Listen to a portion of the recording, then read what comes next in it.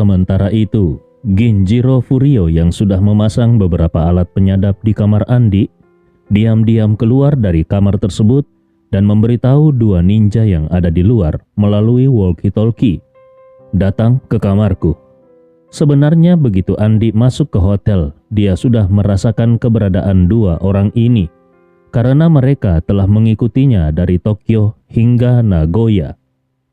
Andi sudah mulai mengenali keberadaan empat orang ini. Melihat mereka menunggu di lobi hotel, Andi tahu kalau mereka pasti sedang merencanakan sesuatu. Dia pun dengan tenang masuk ke lift dan kembali ke kamarnya. Begitu masuk kamar, dia langsung merasakan ada sesuatu yang berbeda di udara. Dari buku ajaib, Andi mengetahui bahwa setiap orang memiliki aura unik mereka sendiri. Aura itu mirip dengan konsep medan magnet dalam fisika. Seorang manusia hidup tidak peduli seberapa baik mereka menyembunyikan diri, kecuali mereka memiliki keterampilan seperti Andi, sangat sulit bagi mereka untuk menyembunyikan auranya.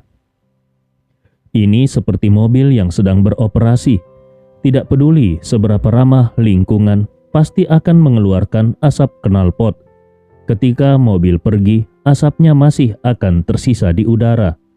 Asap knalpot tersebut bisa dengan mudah dideteksi oleh orang dengan indera penciuman yang sensitif.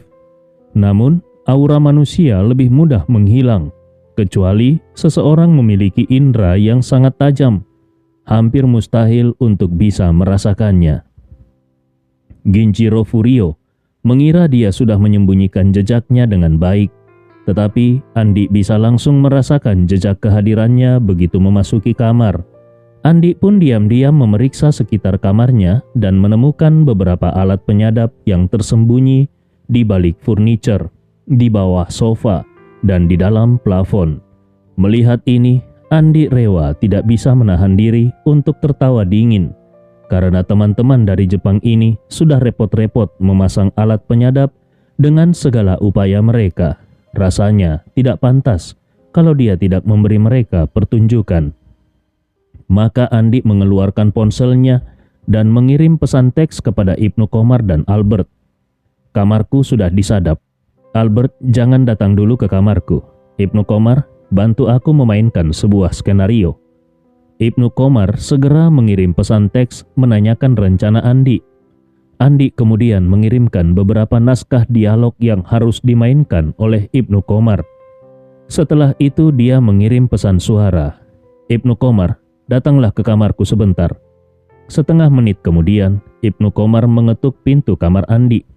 Setelah pintu tertutup, Andi dengan wajah sedikit tegang berkata, "Entah kenapa, aku merasa tempat ini agak aneh." Ibnu Komar segera mengikuti skenario Andi dan bertanya, "Apa maksudmu dengan aneh?"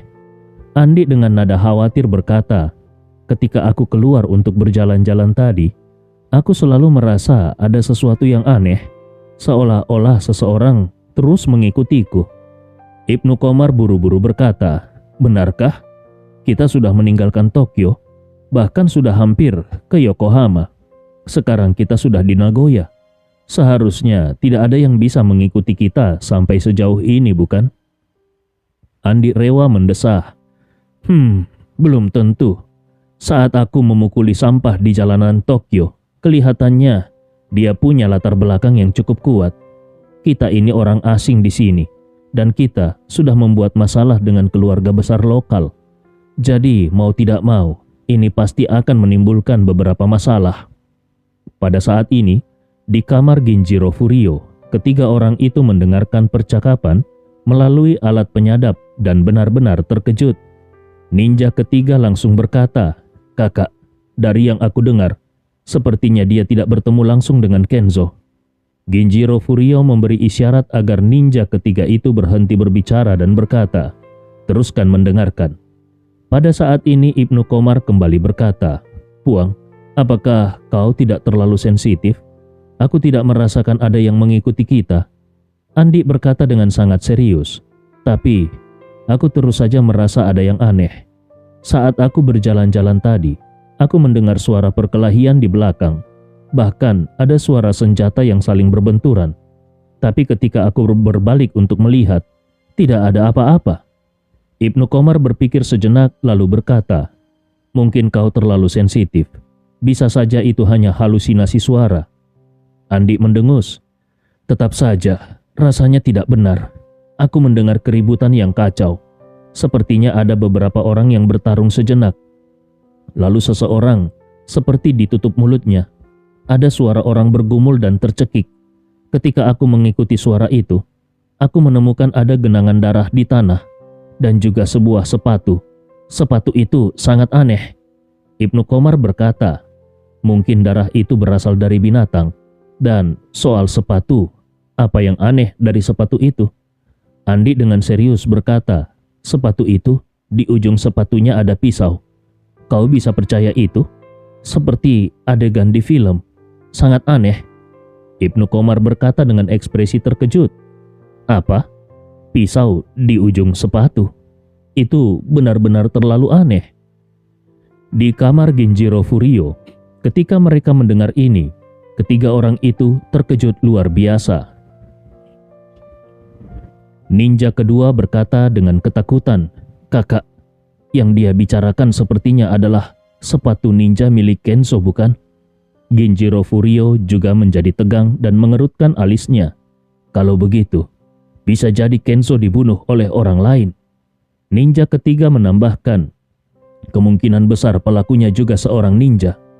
Di sisi lain, Ibnu Komar bertanya pada Andi, "Apakah mungkin itu adalah ninja Jepang yang legendaris?" Andi mengangguk dan setuju. "Aku pikir itu mungkin juga."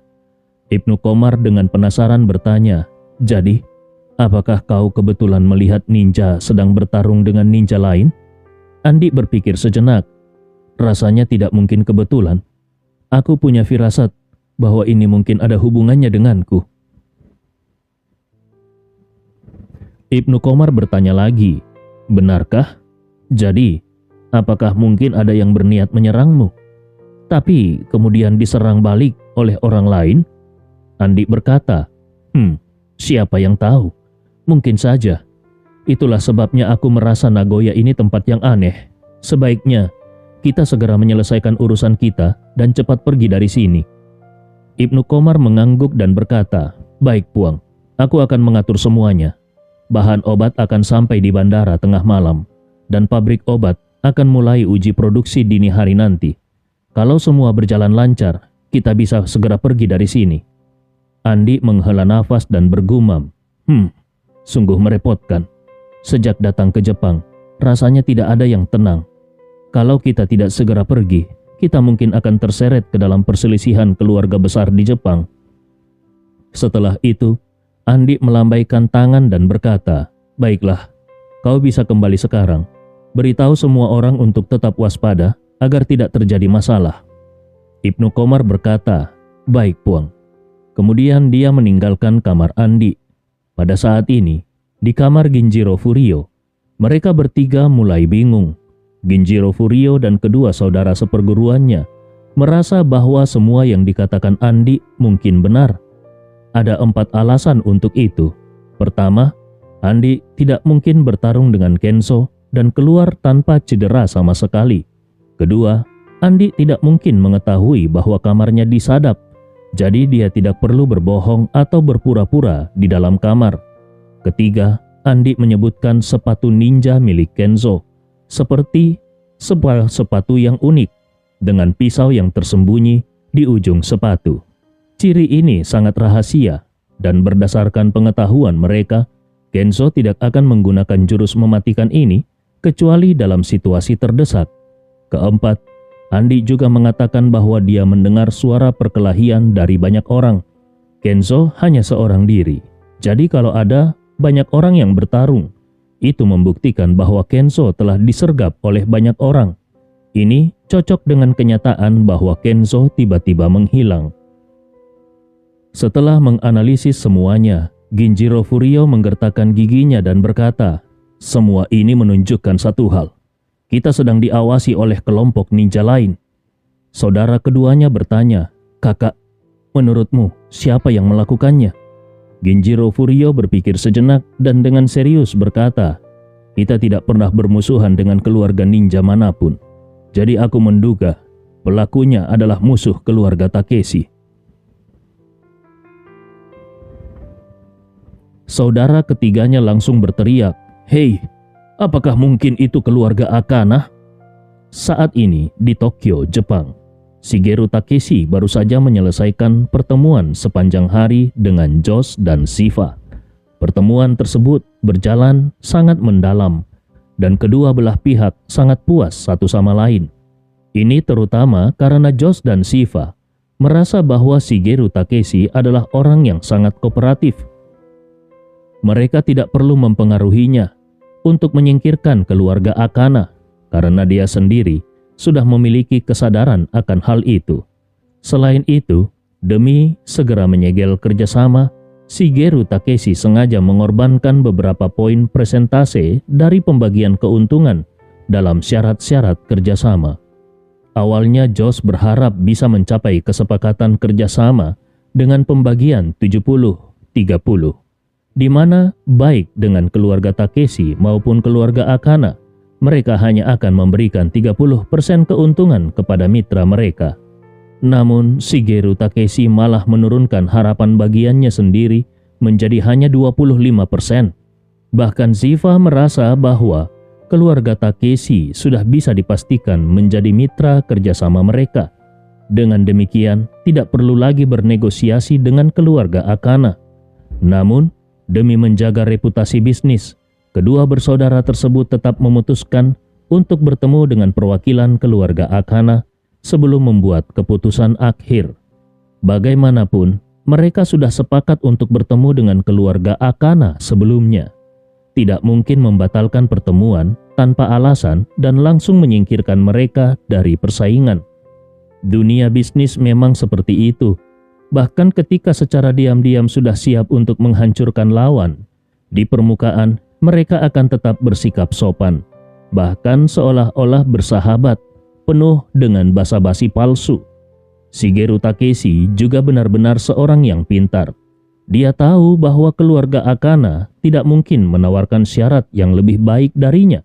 Bahkan kalaupun keluarga Akana setuju dengan pembagian keuntungan 25%, mereka tidak akan secara langsung mengusulkan untuk bersekutu dengan keluarga Smith guna menyingkirkan dirinya.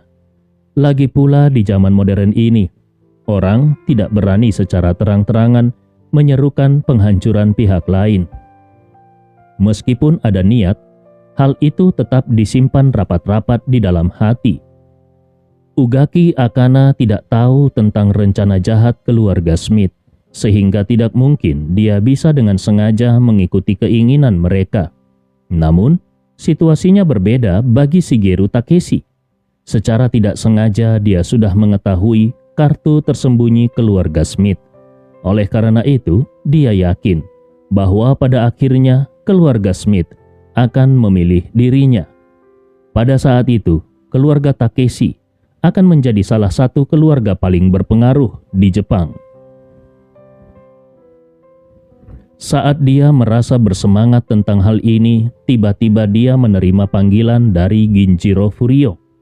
Ketika melihat nama panggilannya, Shigeru Takeshi langsung teringat pada pria asing yang menghancurkan kedua lengan putranya di depan umum. Peristiwa ini adalah salah satu penghinaan terbesar yang pernah diterima oleh keluarga Takeshi selama bertahun-tahun. Setiap kali dia memikirkannya, kemarahannya langsung membara. Maka dari itu, dia segera mengangkat telepon dan bertanya dengan suara dingin, "Ginjiro, bagaimana perkembangannya? Di mana si brengsek itu sekarang?" Ginjiro Furio segera menjawab, "Tuan Takeshi, ada beberapa kejadian tak terduga. Kalau dugaanku benar, adik seperguruanku Kenzo sepertinya sudah mati dan mayatnya tidak ditemukan." Shigeru Takeshi terkejut dan dengan spontan berkata, "Apa? Kau bilang Kenzo sudah mati? Siapa yang melakukannya? Pemuda asing itu?" Ginjiro Furio berkata dengan ekspresi muram, "Tidak, bukan dia. Kemungkinan besar ini dilakukan keluarga ninja yang lain." Shigeru Takeshi mengerutkan keningnya. "Keluarga ninja lain? Apakah kalian punya musuh?" Ginjiro Furio menjawab, "Tidak, Tuan Shigeru Takeshi.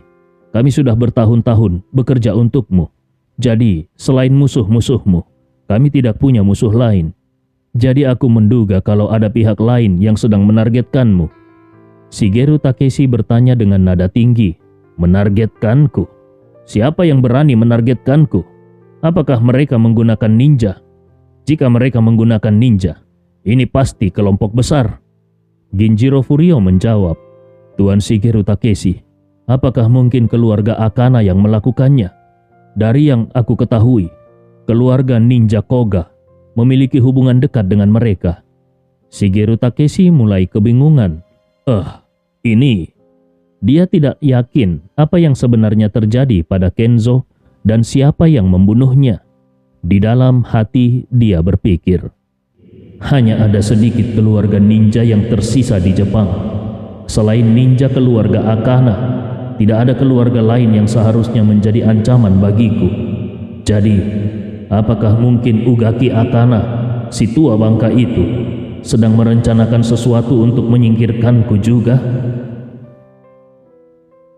Pada saat itu, karena memang sudah ada rencana untuk menyingkirkan Ugaki Akana, akhirnya Shigeru Takeshi sedikit merasa kalau ini adalah pola pikir yang mendahului fakta.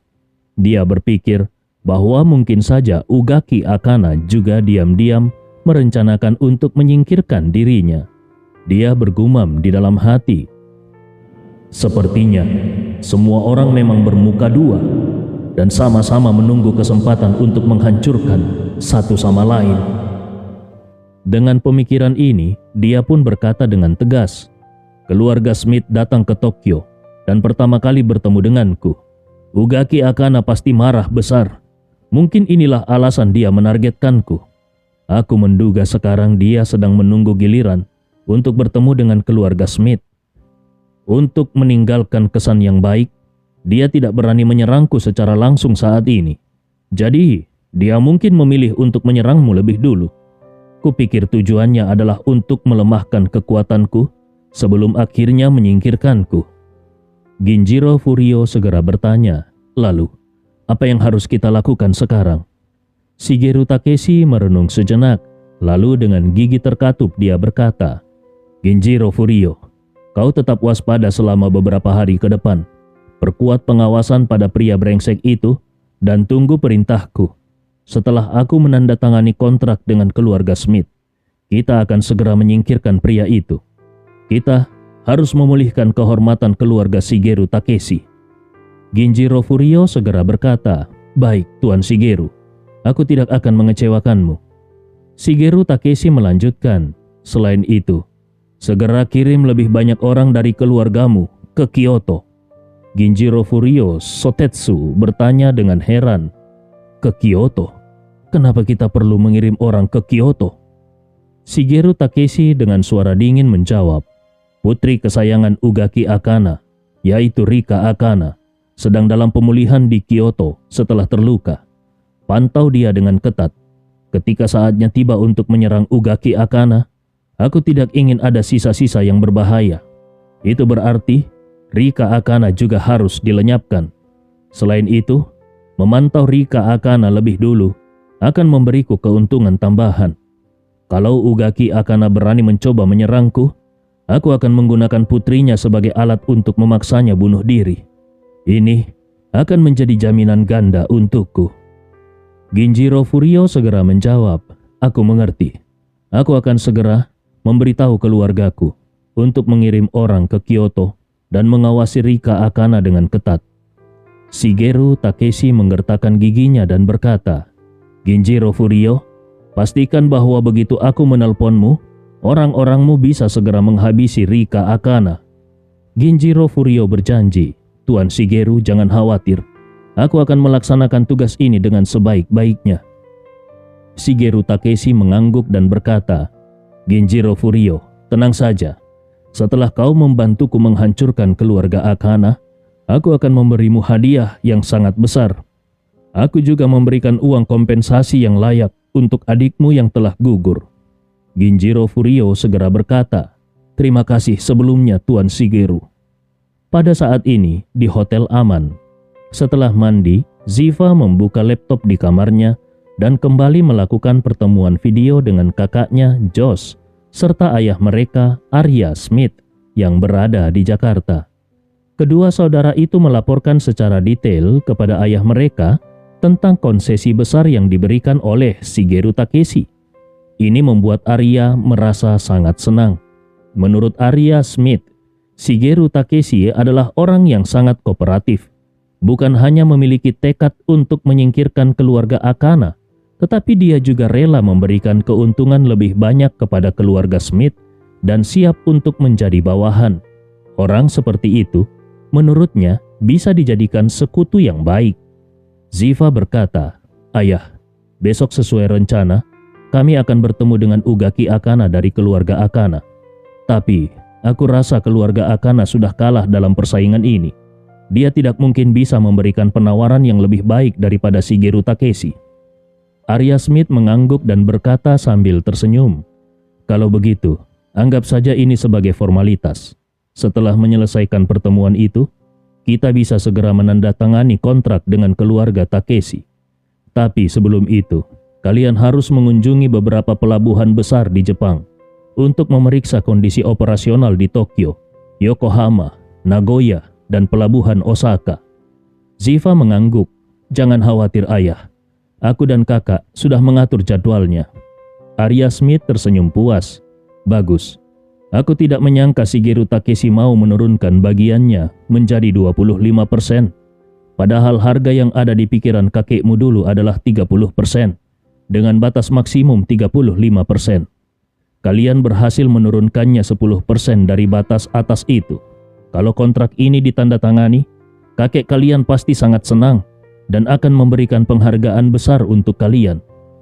Josh tersenyum dan berkata, "Ayah, kalau kakek benar-benar memberikan penghargaan kepada kami, bisakah ayah memintanya untuk menyerahkan seluruh bisnis pelayaran jarak jauh kepada kita?" Arya Smith tertawa dan menjawab, "Aku pasti akan mencoba meyakinkan kakekmu tentang itu. Aku rasa kemungkinannya cukup tinggi. Kalian lakukan saja persiapan kerjasama di Jepang dengan baik, dan aku akan bicara dengan kakek kalian agar bisnis itu bisa diserahkan kepada kalian berdua." Ziva buru-buru menggelengkan kepalanya. "Ayah, aku tidak mau mengurusnya. Biarkan kakak yang melakukannya." Arya Smith terkejut dan bertanya, "Kenapa? Ini kesempatan bagus. Kenapa kau tidak mau?"